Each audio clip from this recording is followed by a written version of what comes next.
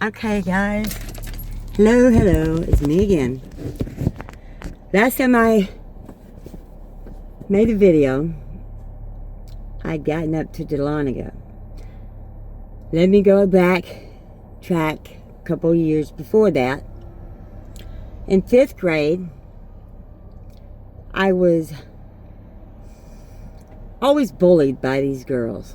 So, one day, I ran into the classroom to get something, and the class wasn't in there. I don't know where they were. But as I popped in, I saw a new pencil, new eraser, and about $1 worth of change on those girls' desk. So I stole it.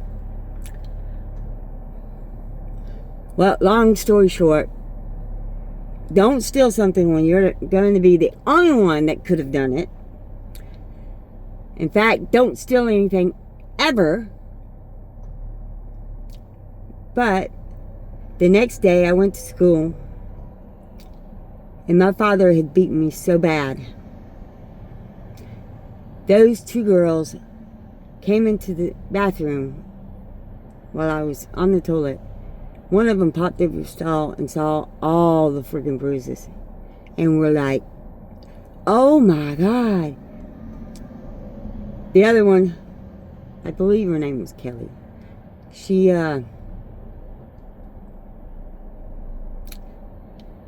said, well, she deserves it. No, you don't understand. You don't understand. So, the one girl, which, might I say, she quit bullying me after that day. Went to Miss McGee, our 5th grade teacher, 5th grade English teacher, and told Miss McGee. They took me up to the nurse's office and saw how horribly I was beaten, and called Department of Families and Children's Services. The lady comes out. My father, my mother, and I are all standing there in the living room of the apartment. And I remember it was Lake Harbin Apartments, apartment H4. Anyways, she comes in, gets my dad's side of the story, and then looks at me as if I'm going to say anything to this individual in front of my father. She asked me what happened, and I just kept my mouth shut. I wouldn't freaking open it for nothing. You ought to have seen the evil stare my father was giving me. Apparently I did well that day, because he actually went out and bought me a freaking sundae from Dairy Queen that evening. So apparently I was correct in keeping my mouth shut, to him anyway. But I was so scared that man was going to kill my mom, myself, and the lady from DFACS if I'd said anything. So I just said nothing. And they closed case and went on. Someone beaten to a pulp that bad, having bruises from head to toe, and you're just going to walk away and close the case because, oh, the dad said she got into some trouble and he was teaching her a lesson. What? I mean, all you had to do was give me a couple of paddles on the freaking ass and tell me, next time,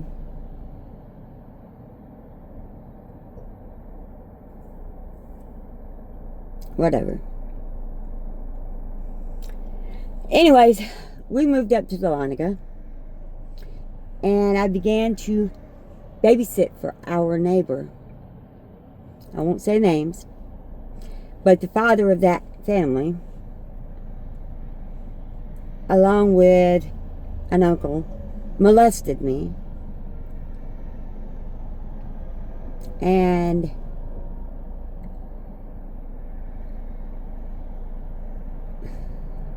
I never spoke up about it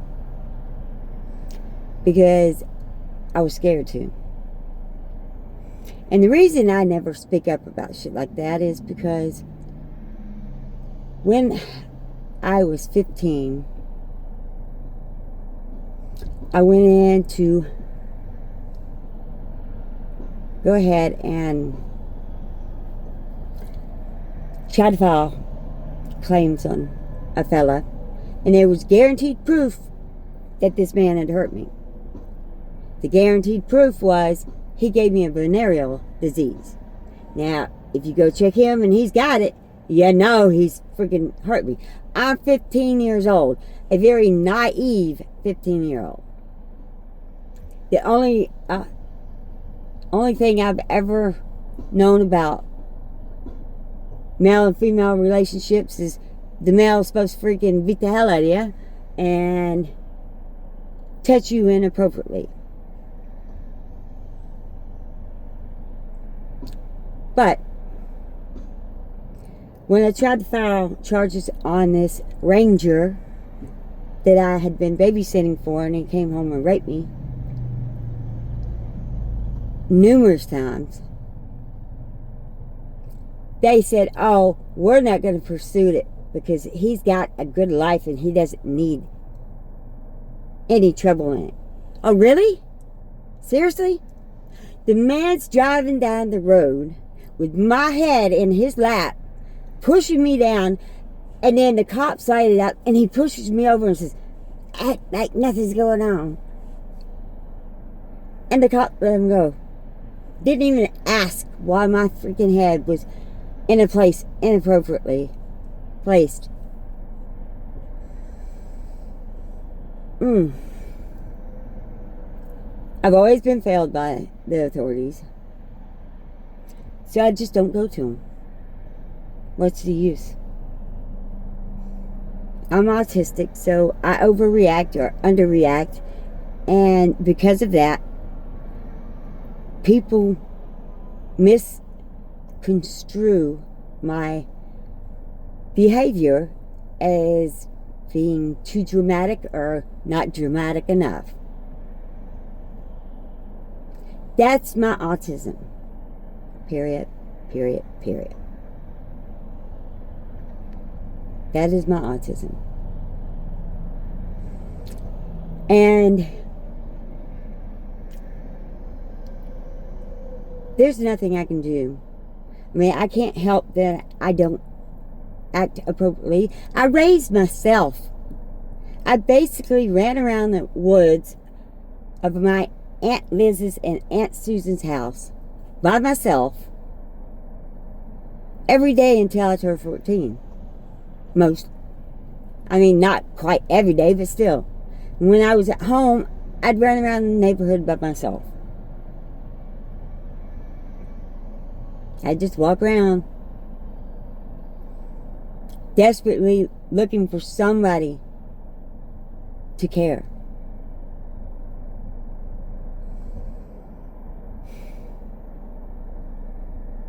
I finally left home about 16. And an ex-supervisor took me to Greenville, South Carolina. While there, I was raped while walking down the street. And from that rape, I became pregnant with the greatest gift God could have given me other than his own son. And that is my eldest son, Mike. Mile, as he likes to be called. And he doesn't like to be called Mike, he likes to be called Michael. Sorry, Mike. Go. Ha. Oh. Michael's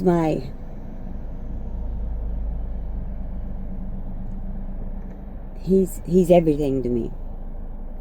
Yeah, he may have come about through a difficult situation, but he was my blessing. in disguise.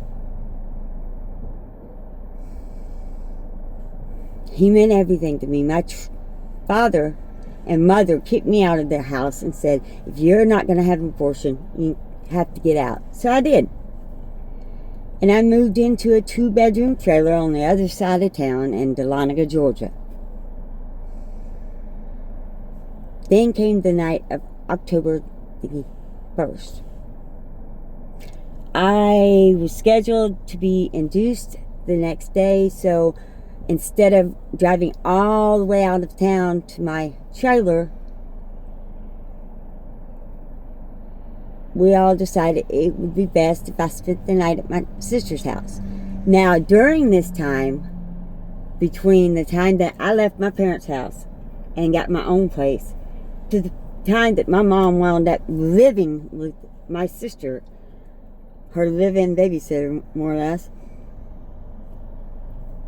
And at the time, she had one child. That was her daughter.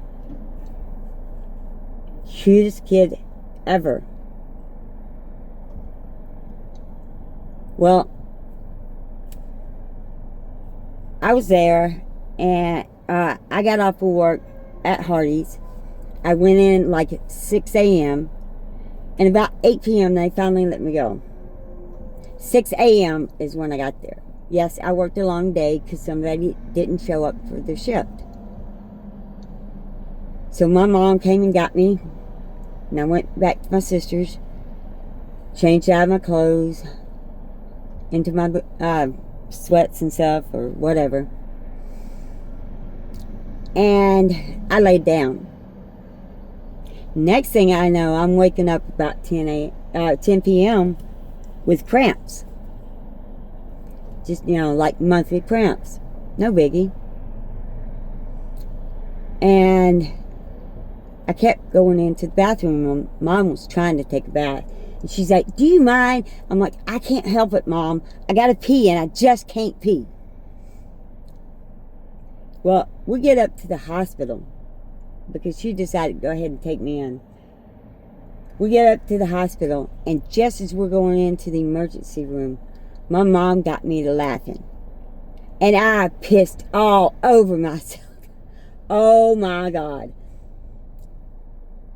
I was livid. I'm like, oh my God, I've just pissed myself. I am way too old to be pissing on myself. Apparently Michael's head was so low that it was cutting me off from being able to empty my bladder. They all thought my water had broken. I'm like, nope, it's not my water. I pissed myself. I don't lie. And I try not to let people believe things that aren't true, which, unfortunately, I didn't live by that rule last year, and it wound up costing me my best friend and all my other friends. Because last year I had a mental breakdown on Mother's Day. I was freaking out. I needed money because I was on the street, had no access to any of my money. And I thought about going back to Bill to ask him for money, and the struggle of thinking about going back there and having to hear him gloat about how he had told me so, how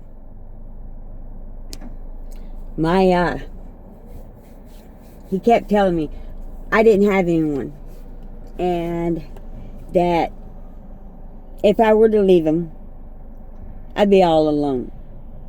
And he's right. He's 100% right. But you know what? Not having him in my life, my desire to end my life comes and goes a lot less often.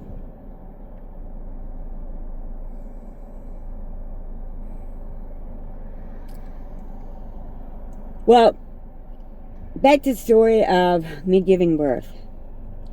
I gave birth and to Michael about 2 or 3 o'clock in the morning. They told my parents that it was going to be all night, so they, this my first baby is going to be all night. They might as well go home. And my mom's like, I'm not leaving.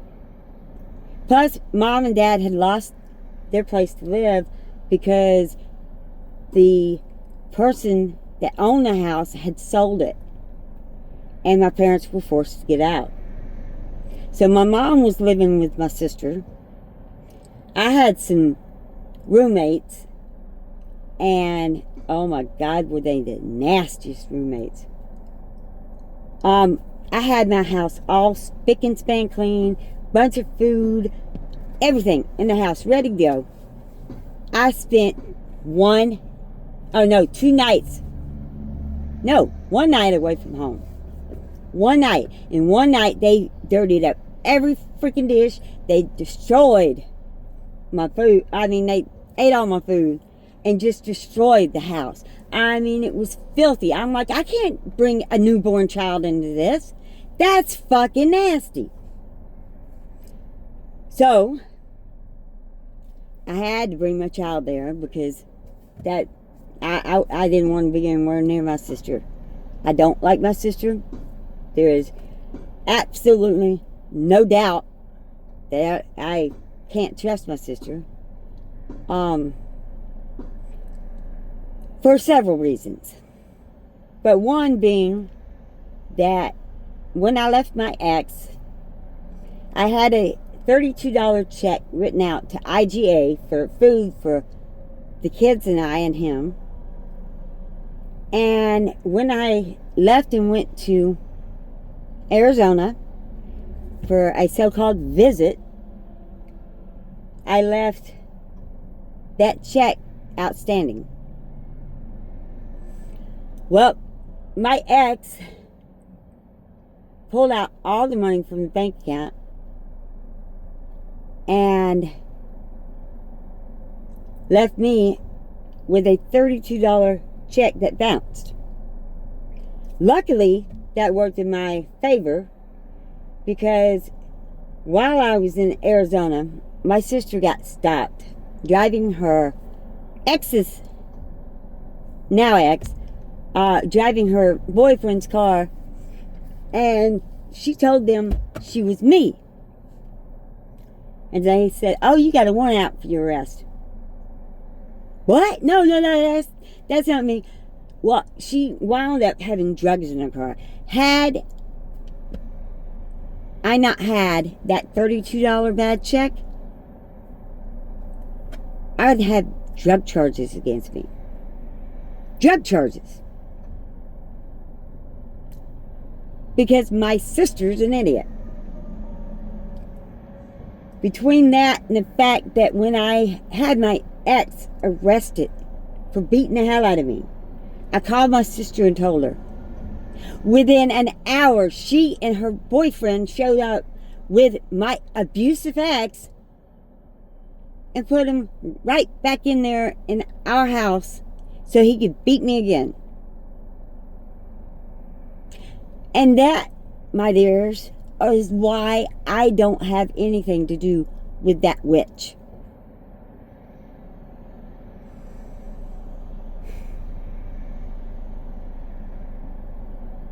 I knew then I had no one I could count on. Absolutely no one. Well, while I was with my ex, we had Christopher. And I wound up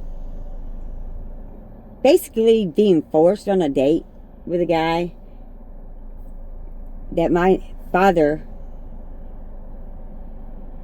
had introduced me to. Now, he didn't know the guy at the time.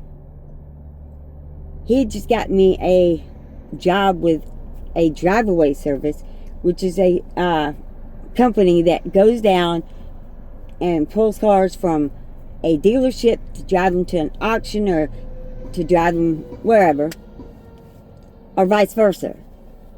And this fella, now that I think about it, he wasn't very cute.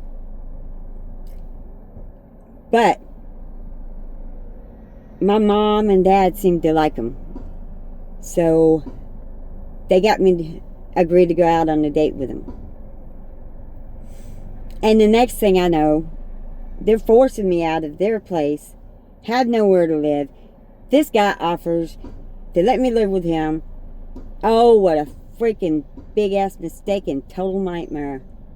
This SOB had a rap sheet that filled 2 reams, paper box reams. 2 of them. And then some. I mean, he was a freaking total criminal. I didn't know it at the time I moved in with him. The very first day, this man threw me up against the wall and choked me because I borrowed a vacuum from our neighbor and I left 1 piece of lint on the floor. 1 small piece of lint. I called the cops, and the cops threatened to take me in because my autism caused me to be totally and completely just frantic and like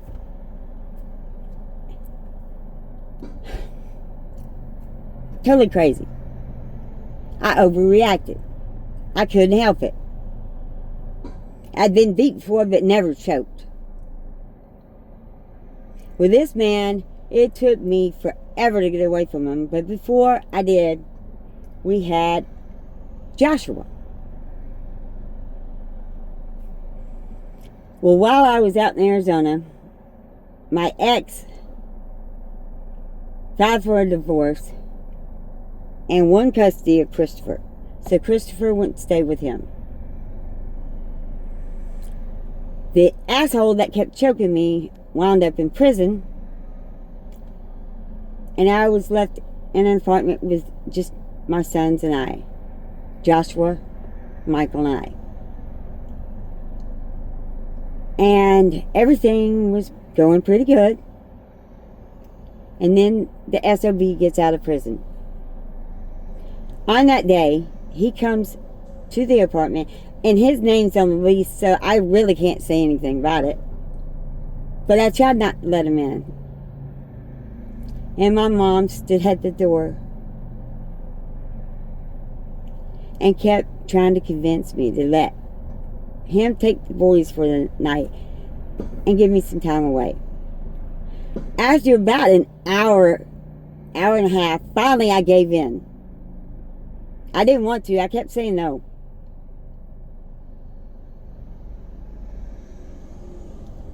The next day I come back and the guy's barricaded in that apartment with my 2 babies.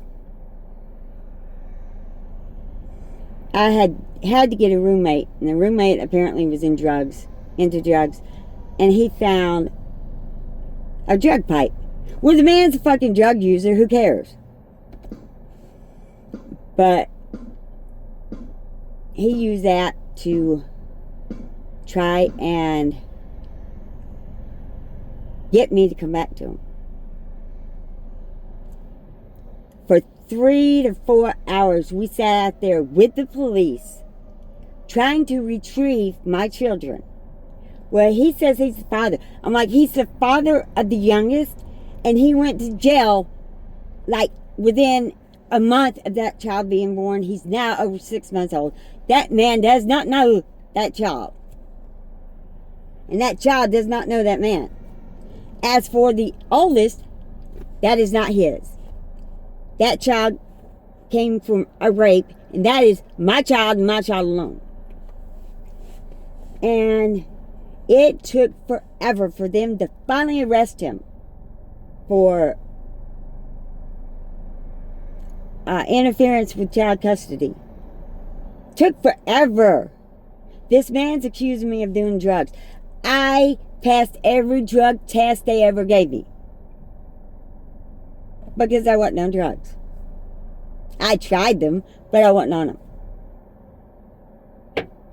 That wouldn't come till later. Anyways, I couldn't believe that they let that man hold my kids hostage. I had my father, my mother, both standing there saying, the man's not been in her life. Oh my God, that looks like Buster. Has not been in her life for 6 months. He's been in prison. And they still argued and argued about letting me have my kids back. So they gave my youngest to my parents and my oldest to me. And hauled him in for interference with child custody. Then he faked a seizure. They took him to the hospital, left him there unattended, and he walked away. He has never paid for that since. Well, then we had to have a custody hearing. My father got me a lawyer. I thought lawyers were supposed to be able to be trusted, right? Even if I'm not the one flipping the bill, he's representing me. My father forced me out of the house, would not let me have either of my kids. Claimed, nope, they're in archives. Oh my God. Biggest mistake of my life is I listened to that freaking lawyer.